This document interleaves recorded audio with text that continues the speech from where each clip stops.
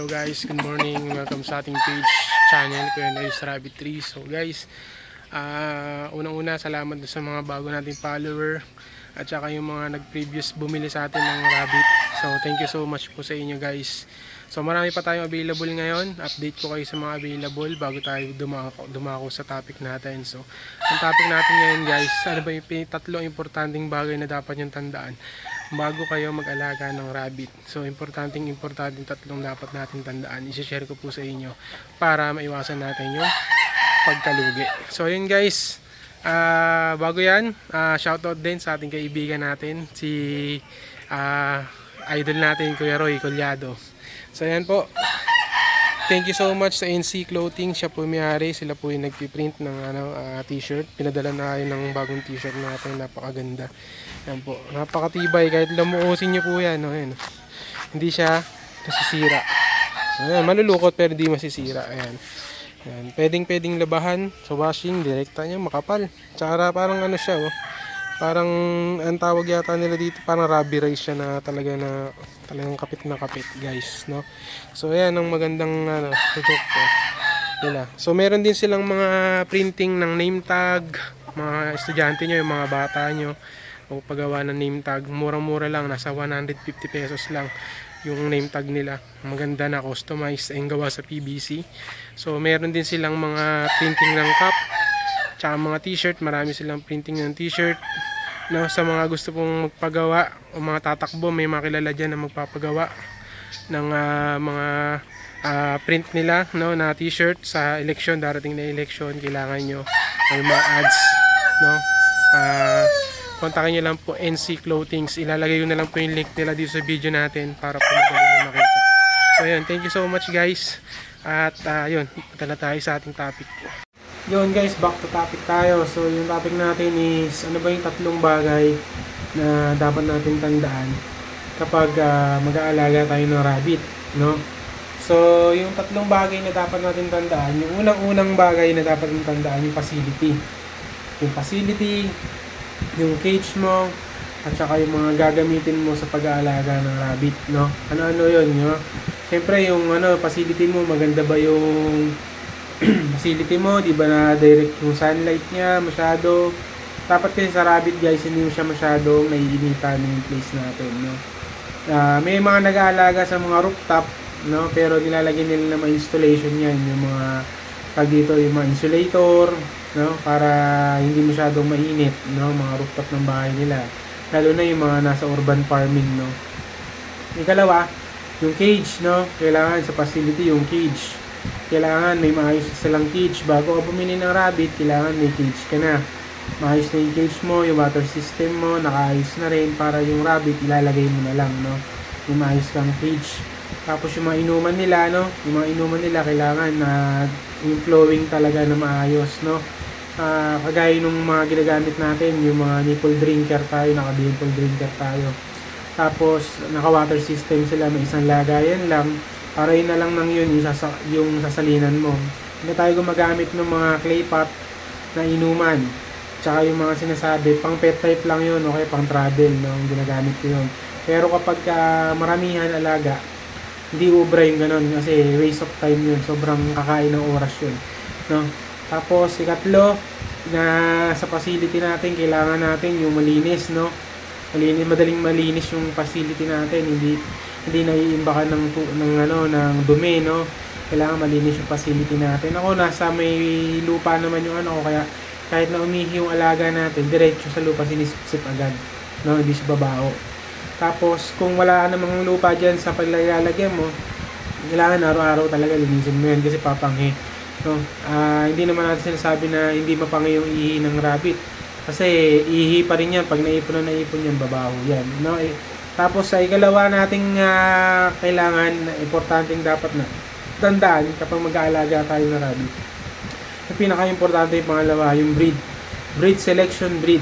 Oh, ano ba yung i-select mong breeder? No, selected breeder na gagamitin mo. Pwede kang mag-pure. Maraming available ngayon ng mga pure na mga mura na lang ang halaga. Meron ding mga hybrid na mura na rin ang halaga. Tapos meron tayong mga imported line, no? Kung kaya mo naman, may mga imported line dyan kaya mo mag-alaga ng bumili ng imported line, mag-imported line ka kung gusto mo ng maganda talaga. Kaya lang, mapapamahal ka. No, napakamahal na import line. Mas maganda na rin yung mga island-born. Advantage ng island-born guys, nakapag-adjust na sila sa weather ng Pilipinas. Kaya hindi na ganoon kahirap alagaan. Hindi kagaya ng mga import line galing sa malalamig na lugar. Kailangan mo pang i-aircon pagdating sa Pilipinas, o kaya kailangan yung facility mo talaga ay malamig, no? Hindi ganoon kainit, no? At least mababa sa 30 degrees, no, yung facility mo. Basta ganoon yung niya, no, condition niya. At para maka-adjust ng dahan-dahan yung nabili mong import, no. So marami na mga available na mga breed diyan, no, mga Californian o mga New Zealand, may mga hybrid tayo. Laga ako, nakapokus ako sa hybrid, mga malalaki, fast grower. Kaya napili natin yung hybrid kasi fast grower siya. Fast grower, madaling ma-harvest, no. Ang kinaibahan niya sa pure breed, ang maganda ng pure breed sa meat density, mataas yung meat nila to bone ratio, no. Ang habol naman natin sa hybrid kasi ang bilis ng lumaki niya, no. Ayun ang naging natin, focus ko. Kaya ngayon meron akong mga project, hybrid cross to pure breed, para kung sino yung magandang lalaman, ayun naman yung gagamitin natin for future breeder, para makuha natin yung desirable meat to bone ratio, pero mabilis yan lumaki. Kaya nagko-cross tayo, nag-aaral tayo, no. Hindi masamang mag-aral guys ng ng experimentation sa pagbi-breed, kasi lahat naman ng breed na available ngayon is product ng hybridization, para mapabuti yung breed na gagamitin, mabilis sila lumaki, mabilis sila ma-harvest. Lahat yan product yan ng hybridization. Kaya hindi masamang mag-crossbreeding, no, ng mga mag-experiment ka, para makuha mo yung desire mo na project, no, para sa rabbit meat, no. Tapos yun, napos lang. Yun, tapos pangatlo yung natin, yung market, no. Unang-unang market dyan guys, huwag nyo muna masyadong fokusan yung market, lalo na kung small scale ka pa lang naman. Mas maganda ay advice ko, matutunan mo muna kumain, no, ng rabbit bago ka magbenta. Kasi paano mo sasabihing masarap yung rabbit kung hindi mo pa nasubukan, no. Kailangan patry mo muna yan sa family mo, patry mo sa mga kaibigan mo, o kaya mag-pre-sell ka yung o kaya libre mo yung mga dyan, mga gustong tumikim, patikimin mo sila para malaman nila na masarap talaga yung karne ng kuneho at saka healthy siya, no. Bigyan mo sila ng information about sa meat ng rabbit, kung gaano siya kasustansya, kung kanino siya pang pwede, advisable na ibigay, para sa ganung paraan ma-inform natin yung mga tao, no, magkaroon sila ng ideya para malaman nila na ang rabbit pala ay good na good sa lahat, no. Even those people na mayroong mga may mga underlying sickness, no, na may medical treatment, pwede pala sa kanila, no. So sa ganung paraan guys, magkakaroon tayo ng market, no. Unti-unting magma-market tayo. Doon ka na pumasok sa marketing, no, kapag nagawa mo na lahat 'yan, no. Kasi may mga nag-aalaga dito, marami nag-aalaga lang kasi gusto mag-breeders market lang, no. Mataas kasi bentahan ng rabbit pag breeders market. Ang problema, sa sobrang dami na natin ngayon, nagkakaroon na ng competition, kaya hindi na ganun kalakas yung benta ng meat type, no, meat type rabbit. May bibili man, konti-konti na lang, hindi na ganun karami, no. So sobrang dami ng breeders. So mas maganda ngayon guys, fokusan natin yung meat production, meat processing, hanggat sa maaari, gumawa ka ng mga kung nag-aaral ka sa mga testa, mga meat production, ganyan, yung mga gumagawa na ng ganisa, tosino, ganyan, tapa. Pag-aralan nyo na yan para magkaroon tayo ng mas magandang market. Ako kasi, nagkakatay ako, per personal pa lang namin, hindi pa ako ganun talaga nagbebenta ng karne. Pag kumukuha man sa akin, konting-konti lang, hindi talaga ganun karami.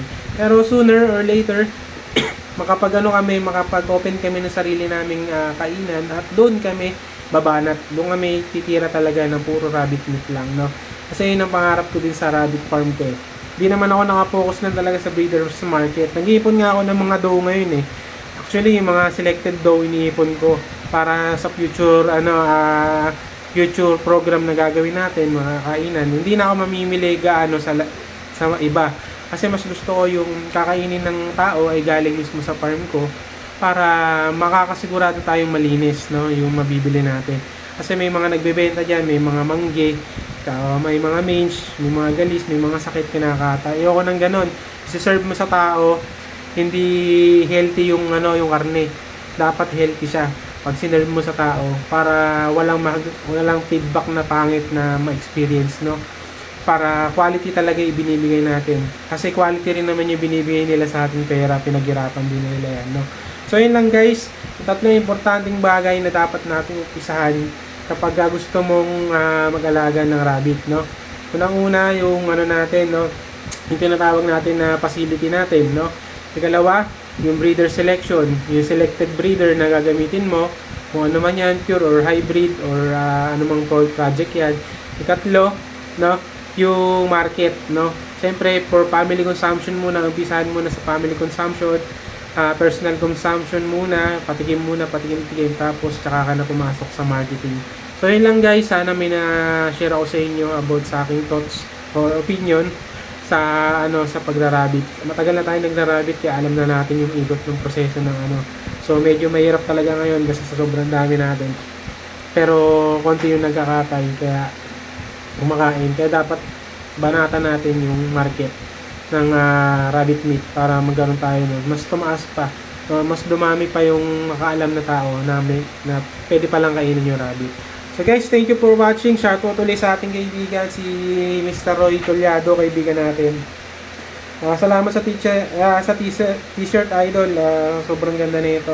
At sana guys, kung interested kayo magpagawa sarili nyo rabbitan, PM nyo lang ako, i-redirect ko kayo dun sa may o kaya ilalagay ko yung link dito sa ilalim ng video natin. Thank you for watching guys. God bless sa inyo. Kita-kita tayo next vlog sa Kuya Noy's Rabbit 3.